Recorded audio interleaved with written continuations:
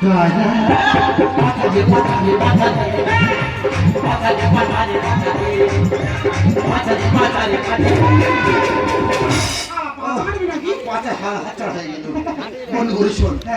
ভাগ্য হয়ে গেল। আমরা তো প্রভাতে বলি তুমি গিলে যাবো, বিয়ে করবো,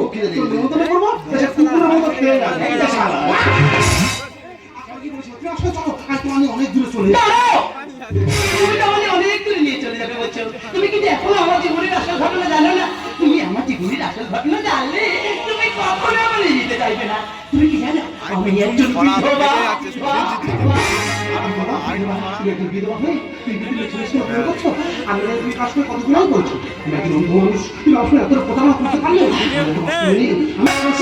চোখে হয়ে যায় অলক্ষী। মেয়েটা যখন পথ থেকে একা বের হয় বসে থাকা চিন্তা ছেলের দল তাকে দেখে পাশে পাশে চোখ দিয়ে থাকে। এই সমস্ত শিকার আমি হয়ে পড়েছিলাম। আমি বুঝতে পারিনি আমার জীবনটা কিভাবে চালাবো। নিজের জীবনটা ভালো করে চালানোর জন্য এই পথটা বেছে নিতে আমি বাধ্য হয়েছি। তুমি বলো এই সমস্যার পর আমাকে বিয়ে করতে পারবে তো?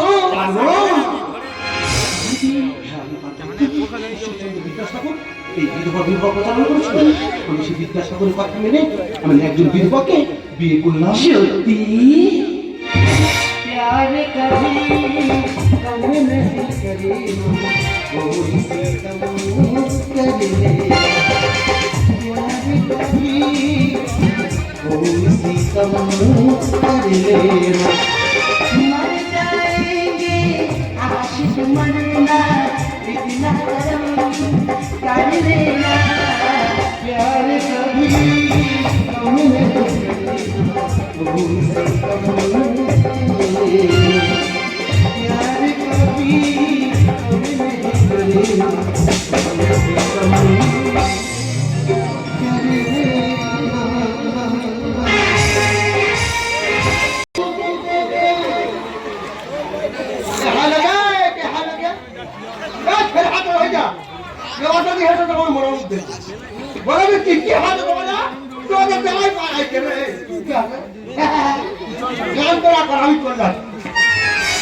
কেন আনন্দ করতে বুঝতে পারছো না? আরে আমার স্বামী আমার দেওয়ারে রেখে আর ঘরের ভেতর কাজে চলে গেছে।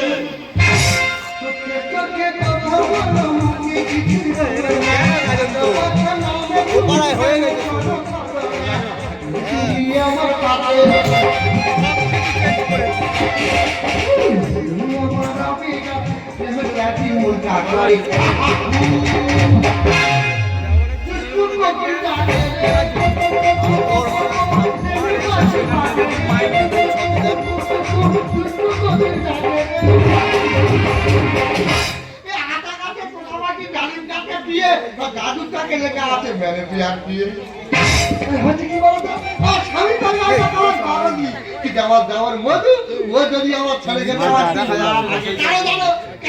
মধুর ভালোবাসা সে কি ভালোবাসা কি ভালোবাসা মধু মধু যদি আমার ছেলে গেছে আমি একদিন কষ্ট হয় কিছু বলতে পারবো না। আমার সঙ্গে আমি একদিন মধু যাই যাবো কাজে কাজে যাবো না তো বলে আমি কাজে কাজে যাবো নি একদিন ঘুমুচ্ছে আর মেরিছি নাতি আমার ছেলে তাই দিয়ে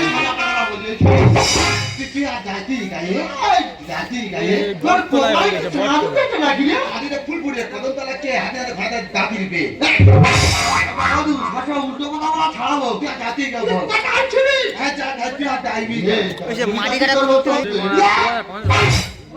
কি হলো তোর কথা কি হলো আমি তোর কথা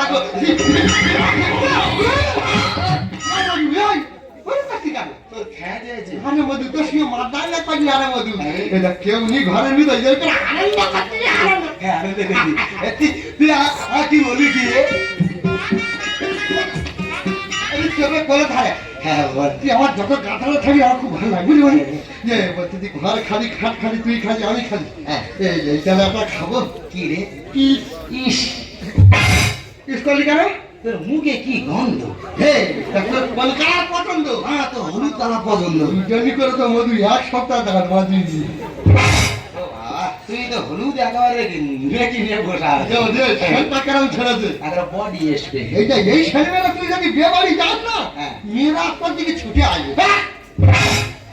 থেকে আমাদের বাড়ি বউ হয়ে গেছে, কোনোদিন শাক বাজাতে পারলো না। শাকে ফুঁক দেবে কি, তার আগে দাঁত লেগে যাবে। ভেতরের কথা জানি না, তুই বলি। তুই বল। আমি বলি আর এই কথা তুই পাড়া মায় খাবো।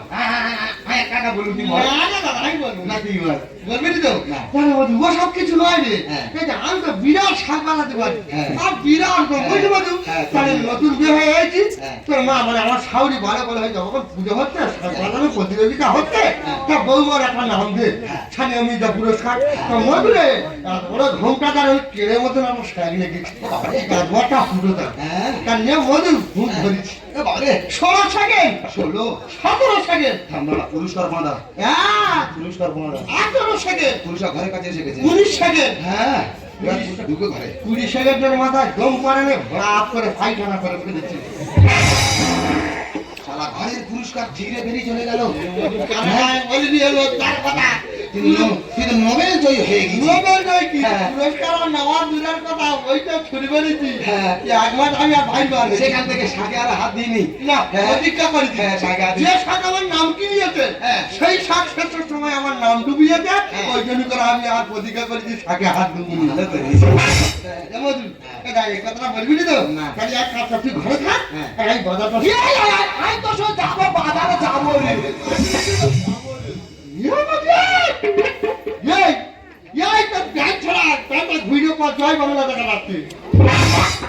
প্যান্ট ছেঁড়া, জয় বাংলা দেখা যাচ্ছে। প্যান্টটা ঘুরিয়ে পড়ো।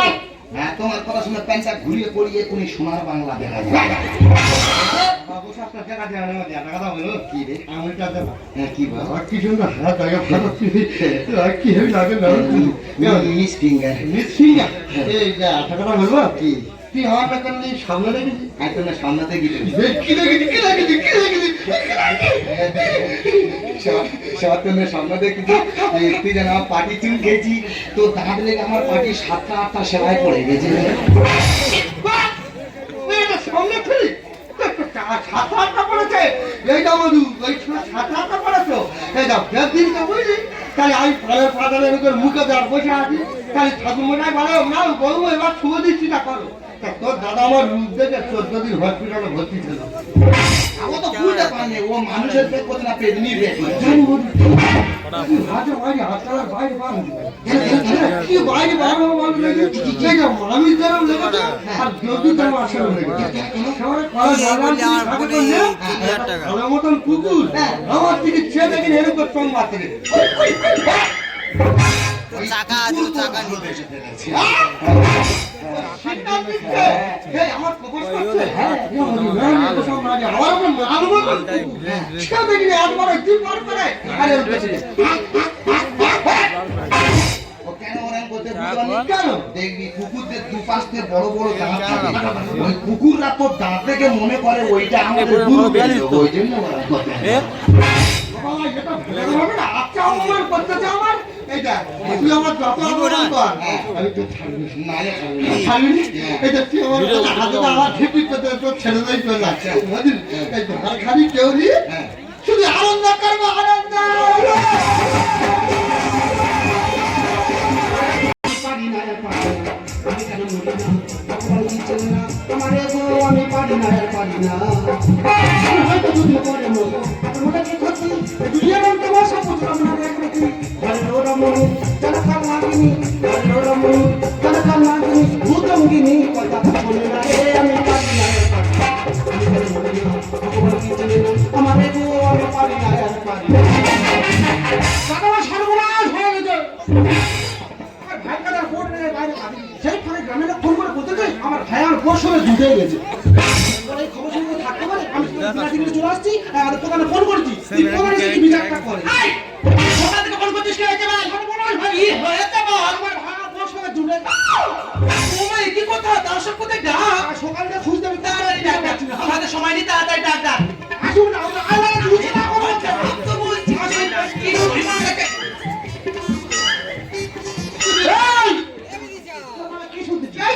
দাদা আছে কিছু এই পাড়ালে বলছিস না ভাইয়ের সঙ্গে জুটে গেছি। তোরা পড়ালে পড়াছে এবারে ঠিক পড়াছে তোমার মতো কমে ধারা থাকা কি আর না থাকা কি কোনো লঙ্কা আছে তোমার মতো লোকে চুলাও থাকবে তুমি আমার কোন সুখটা দিয়ে দেই তার মধ্যে ছেলে হচ্ছে এই একটা ছেলে এই শান্তিরা যে আনন্দ দিয়েছে তুইও দাঁড়ার কথা আমার ঘুরিয়ে দিয়েছে তুমি আমার যেটা আমি মধু আমার সেইটা দিয়েছে আচ্ছা তোমার কাছে আমি থাকবো না আমি মধু শুয়ে থাকি সত্যি তোর মধু সময় থাকা কি কি ধরে করলি আরে মাথা ধরে না ছেড়ে দে এই মারা মারা করি না আরে ভারী না ছেড়ে দে মধু মাটি গায়ে আমার জীবনে জীবন রে এই বল তোর কাছে কি কথা শুনছি রে এ বৌদি রে ভাতার মারিয়ে যত বড় মুখ না তত বড় কথা গাল ফাটাবো ঠিক বলেছে হ্যাঁ ভাতার মাথা খেয়ে তো বলে ভাতার বাড়ি বলেছে মা গো আমি একটা প্রধান লোক তো এতগুলো লোকের সামনে অপমান করা ঠিক হচ্ছে আজকে যখন এখানে কথা উঠে যাবে এখান থেকে উত্তর দিয়ে যাব আমি কেন মানলাম আমার যখন প্রথমবারের পর দ্বিতীয়বার বিয়ে হলো একদিন আমি আর আমার স্বামী রাতে বাড়ির মধ্যে ঘুমাচ্ছি সেদিন আমার বাড়িতে কেউ নেই বাইরে বৃষ্টি হচ্ছে হঠাৎ আমার স্বামীর সাপে কামড়ালো না বাড়িতে কেউ নেই বাইরে বৃষ্টি হচ্ছে আমি একা মেয়ে মানুষ কি করবো গো আমার মাথায় একটা বুদ্ধি এলো বিষ মাথায় উঠে যাওয়ার আগে আমি তার গোড়ায় তড়ি বেঁধে দিলাম আমার বিষ কি মাথায় উঠবে তার আগে সে তো মরে গেছে মানে সাপের বিষে মরে নে গলায় দড়ি বেঁধেছে ওই কারণে মরেছে হ্যাঁ বন্ধু যে সাপ কামড়াতে তার কি বি তার থেকে এই লেডিসটার বেশি বি তুমি তো পারো তাই বিচার খারাপ আনি দিচ্ছি গো আমাদের পুরান তো ভাতার মাথা খেয়ে বসে এই যে, কি বিটার কথা সেটা বলতো হ্যাঁ কোথায় কি বলছো তুমি জানো না তুই ভাই আমার সংসার থেকে আমি ভাই কামড়া করে দিতে চাই ভালো কথা তুমি কবি কে জায়গা জমি এক বিঘা তুই নিবি এক বিঘাও দিয়ে দিবি পরে থাকলেই বাড়িটা মাঝখান থেকে পার্টিশন দিবি একদিকে তুই তোর বউ থাকবি একদিকে ও থাকবে ও আনবে ও খাবে তোর আনবি তোরা খাবি আমার একটা বক্তব্য আছে কি গো? ও তো বাবার টাকা বিয়ে করেছে বাবা বেঁচে থাকা বাবার টাকা বিয়ে করছে তাহলে বাবার টাকা মানে আমার হাফ ভাগ আছে অবশ্যই আছে বৌদি হাফ ভাগ মর না